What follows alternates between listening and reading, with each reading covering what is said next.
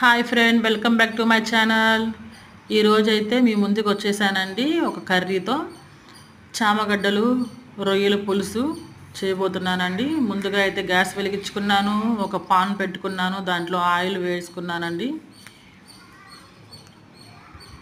Oil వేసాక ఆవాలు, జీలకర్ర, మెంతుల పొడి కూడా వేసానండి. మెంతుల పొడి వేసినాక టమోటాలు, ఎర్రగడ్డలు, పచ్చిమిర్చి కూడా వేసానండి. పసుపు 1 స్పూను, ఉప్పు వేసాను. తర్వాత ఆనియన్ అంతా వేగినాక రొయ్యలు వేసుకున్నానండి. రొయ్యలు వేసుకున్నాక ఆ రొయ్యల్లో నుంచి వాటర్ అంతా కొంచెం బయటికి వచ్చేలాగా కాసేపు ఉడకబెట్టుకున్నానండి.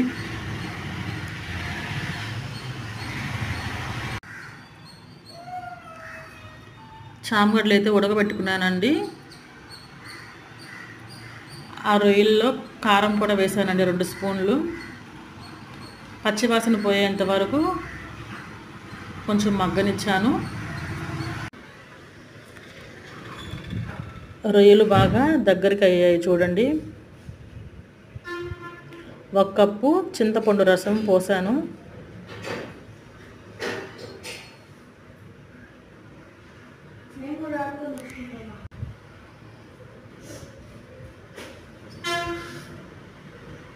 చూడండి ఎలా ఉడుకుతుందో కర్రీ.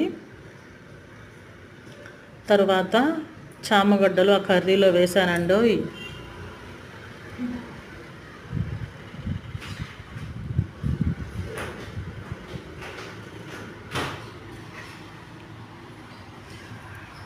రెండు నిమిషాలు మాత్రం మళ్ళీ మూత పెట్టి ఉడకనిచ్చాను.